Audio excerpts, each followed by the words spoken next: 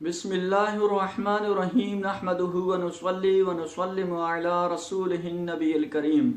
اما بعد فاعوذ باللہ من الشیطان الرجیم بسم اللہ الرحمن الرحیم فاسألوا اہل ذکر ان کنتم لا تعلمون۔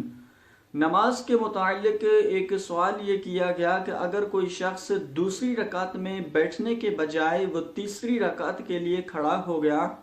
تو اب اس کے لیے شریعت کا کیا حکم ہے؟ دیکھیں، اگر کوئی شخص دوسری رکعت میں بیٹھنے کے بجائے وہ تیسری رکعت کے لیے کھڑا ہو گیا تو اب اس پر یہ لازم ہے کہ وہ آخر میں سجدہ سہو کر لے گا، یعنی دوسری رکعت میں بیٹھنے کے بجائے وہ تیسری رکعت کے لیے کھڑا ہو گیا تو اب یہاں پر اس کے لیے بیٹھنے کی اجازت نہیں ہے، بلکہ وہ آخر میں سجدہ سہو کر لے گا۔ لیکن بالفرض وہ تیسری رکعت کے لیے کھڑے ہو کر اس کے بعد پھر وہ دوسری رکعت کے لیے بیٹھ گیا اور آخر میں سجدہ سہو کر لیا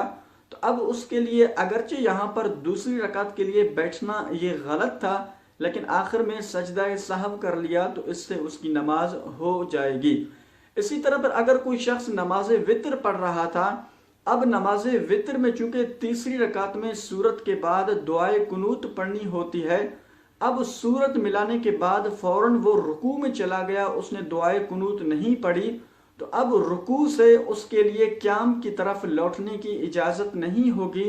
بلکہ وہ آخر میں سجدہ سہو کر لے گا۔ اللہ کریم جل جلالہ کی پاک بارگاہ میں دعا ہے کہ مالک کریم ہم سب کو عمل کی توفیق عطا فرمائے۔ وآخر دعوانا ان الحمد للہ رب العالمین۔